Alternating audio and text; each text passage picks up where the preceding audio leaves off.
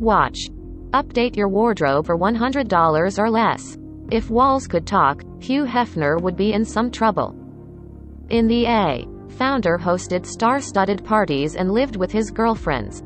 And though it seemed like a place of endless fun and excitement, playmates such as Holly, Madison and Sandra Theodore claim that bad things took place behind closed doors.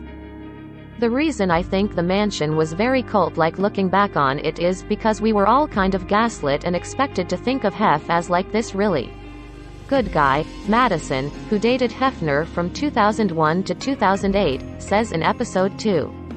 And you started to feel like, oh, he's not what they say in the media, he's just a nice man. In reality, Madison now believes she had Stockholm disorder from living in the famed mansion, saying, I felt like I was in this cycle of gross things and I didn't know what to do. Madison isn't the only one sharing her story. Theodore, fellow playmate Mickey Garcia and more participate in the docu-series, alleging that Hefner was not the man he portrayed himself to be to the media. Continue reading to learn everything shared in the new series. Hefner had blackmail on those who lived in the house, according to numerous people. In episode 1, Bunny mother PJ Maston alleges that Hefner had sex tapes of women as collateral. His ex-girlfriend Sandra Theodore adds, the thing is, he had tapes and everybody. Hefner's former security guard, Stefan Tettenbaum, says that it wasn't just sexual in nature. Every place had microphones and little cameras. We had to be very careful because we knew we were being monitored. In episode 10, Mickey Garcia and Theodore revealed that they were told in the case of Hefner's death, his executive secretary Mary O'Connor was instructed to destroy all sex tapes. Former executive assistant Lisa Loving Barrett says that she was told they were put in a barrel and thrown out to sea. Holly Madison doesn't think she actually loved Hefner. In the past, the bunny used to say she wanted to marry and have kids with Hefner, but she now says, I think I definitely thought I was in love with Hef, but it was very Stockholm Syndrome. Madison adds that she used to think everyone disliked her because they were jealous but later realized Hef always pits the main girlfriend against the other girls. Theodore thought he did this intentionally, speculating, if everyone's a little unsure of themselves, he can get his. Holly alleges were pressured into getting plastic surgery. Madison says that Hefner expected all the women to look a certain way, claiming, the plastic surgery amongst the girlfriends in the mansion was compulsive. Everybody was doing it with very few exceptions. According to numerous individuals, Hefner would tell the women they weren't photogenic enough and then pay for them to go under the knife. Madison later rebelled against Hefner by cutting her hair, which angered him, according to Madison and Marquardt. In 2008, Madison left after Hefner became even meaner. According to Marquardt, Hefner was pretty abrasive in the way he said things to Holly and would berate her for her appearances. Eventually, Madison wanted to leave but she was afraid to, because he had a mountain of revenge porn waiting to come out. She contemplated committing suicide but the Girls Next Door series saved her because she felt she had a sense of purpose. Playboy bunnies were targeted by club members. Former security guard Jim Ellis and bunny mother PJ Maston claim that the women who worked at Playboy clubs were vulnerable to the club members, alleging that the women were often drugged and assaulted by men who frequented the clubs. In one 1978 incident, 6 Playboy bunnies were kidnapped, drugged and raped while held captive in New Jersey, according to the New York Times. Maston said at least 40 to 50 women were assaulted, but they were not allowed to report crime, stow police or take victims to the hospital. Maston said she was a member of the cleanup crew, who made sure assaults weren't shared with the public. Bobby Arnstein and Adrian Pollack were accused of trafficking drugs for Hugh Hefner. The DEA and FBI were convinced that there was rampant drug use going on in the Playboy mansion, so they targeted Hefner's secretary, Bobby Arnstein. When the FBI arrested Arnstein, they found cocaine in her purse and tried to make her flip on Hefner. Playmate Adrian Pollack had previously died of a drug overdose, but the Authorities reopened the case after rumors surfaced that she and Arnstein were supplying drugs to the bunnies.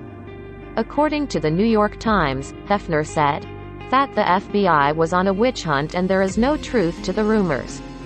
Arnstein later committed suicide in January 1975, at which point the FBI's case went cold. Now, Hefner's ex Sandra Theodore claims that she was a drug mule for Hefner, saying in episode 4, "Luckily, I had angels watching over me and I never got caught." Hefner's sexual desires were fleeting and he always had to find something naughtier, according to Theodore. The ex-girlfriend claims that their sex lives became increasingly wild and she once walked in on him having sex with their dog.